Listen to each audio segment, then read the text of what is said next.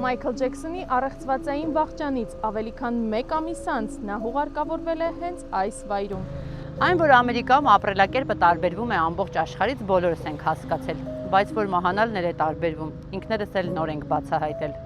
Սա Լոս Անջելեսի ամենահայտնի հիշատակի վայրն է՝ Ֆորեսթ Լոնը, որը բացարձակապես չի համապատասխանում գերեզմանատան մասին մեր պատկերացումներին։ Առաջին հայացքից սա սովորական այգի է, սակայն եթե մի փոքր մոտենանք խոտածածկ տարածքին, կհասկանանք, որ ամենևին էլ սովորական այգի չէ։ Այն անսահման հանգիստ, գրեթե հոգևոր տարածք է։